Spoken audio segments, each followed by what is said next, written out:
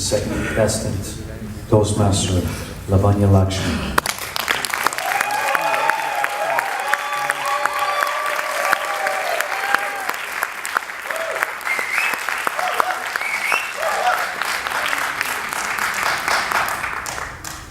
Lavanya Lakshman, of absence and abundance. Of absence and abundance, Lavanya Lakshman. So Lavanya, tell me, what happened? Fellow Toastmasters, meet Dr. Andrew. Steely blue eyes, shiny silver hair, strange accent. The more I focused on my therapist, the more I realized just looking at him was therapy.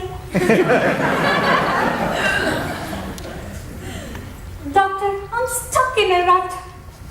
If only I had a better job. If only I wasn't living from paycheck to paycheck. If only I didn't have these migraines. Doctor, the painkillers aren't working. I need a permanent cure. As he sat there, watching me, his expression said it all. He had watched this movie before. Lavanya, the more you focus on what is absent in your life and get frustrated, the more frequent the migraines would become. Have you ever tried being thankful for all the blessings in your life? Just change the way you look at things. The things you look at will change. Ask for a remedy. He gives me comment. A few weeks later, after a particularly depressing day, I stepped out of the office to walk by the waterfront. The gentle lapping of waves, the cawing of seagulls, and a handsome sailor stepping off a docked ship. Myself, Amir from Pakistan. Can madam buy for me one book? I asked why he couldn't buy it himself. He smiled and said, I want to, but the ship and crew not allowed to leave port till legal charges finish. Last 3 years, madam. Last 3 years. The shore is my world. That ship is my home. And the crew, my family. As I stared at this cheerful sailor in disbelief, all I could ask was, how could he even smile in this situation?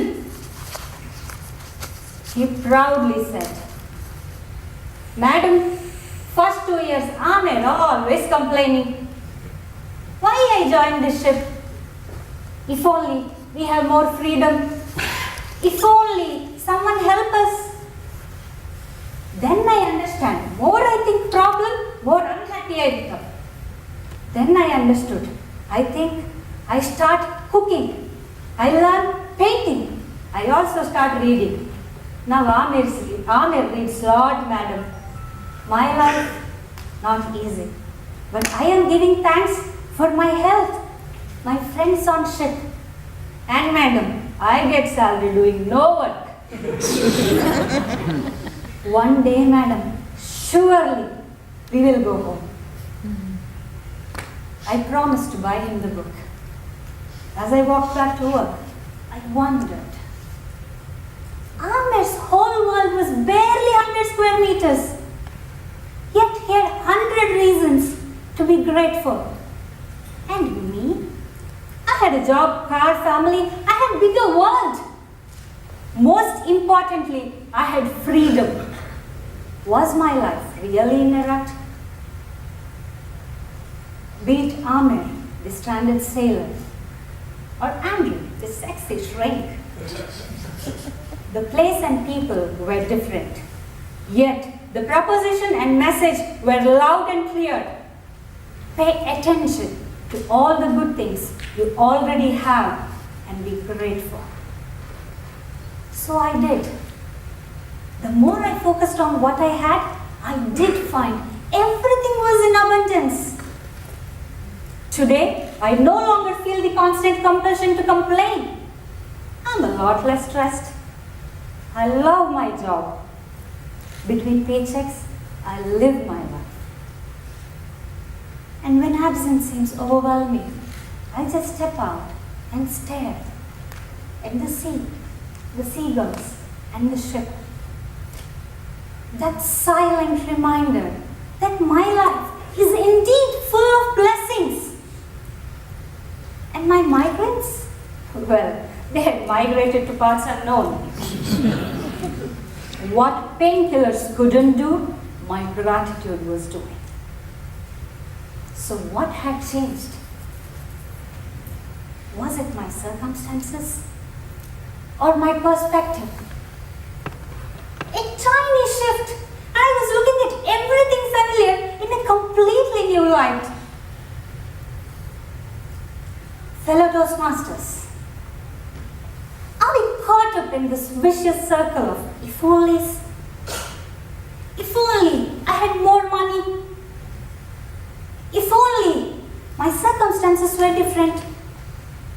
If only I was in the second born. Are we anchored to that hopeful if only that we forget to recognize what is?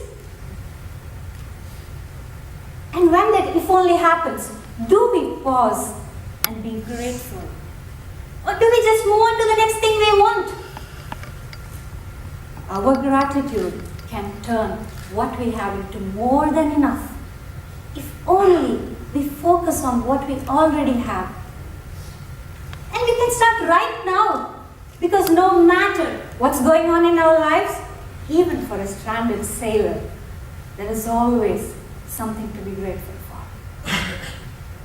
And slowly, over time, you will find that even amidst the apparent absence, there is actually an abundance. So what life are you living? One of apparent absence or one of absolute abundance?